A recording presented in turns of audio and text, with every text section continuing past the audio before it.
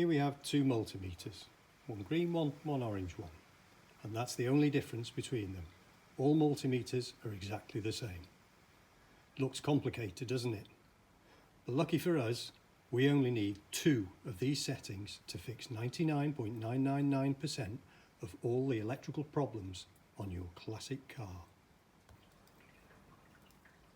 We're not going to go into any technical details on this. The idea is to get you up and running as quickly as possible so that you can start enjoying those electrical issues when they occur.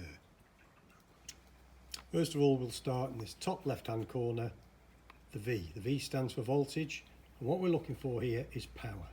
So we turn it around to 20.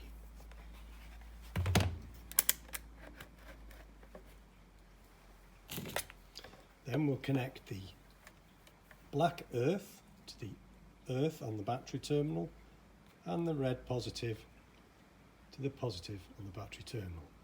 And there you can see we're showing 12.54 volts. That's a good battery.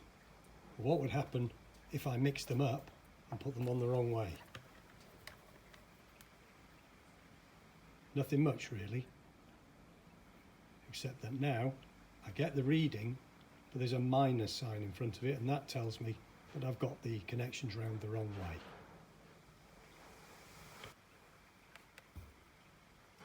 Next, we're going to go to this bottom left-hand quarter, look for the upside down horseshoe, the ohm sign, turn your dial round to the 20. It should read 1. That means that there's no connection. When you've switched on, you've got a 1 to see if they're, obviously these two are not connected. If I connect them, it'll drop down to 0. That 0 means they're connected. So let's try it out on that blue wire. The 1's showing now because they're not connected.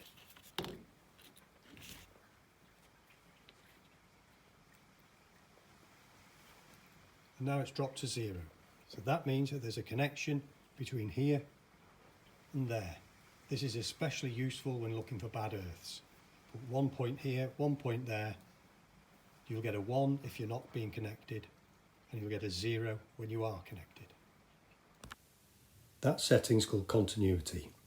Use it to find faults in wires with no power. To find faults on live wires, use the voltage setting.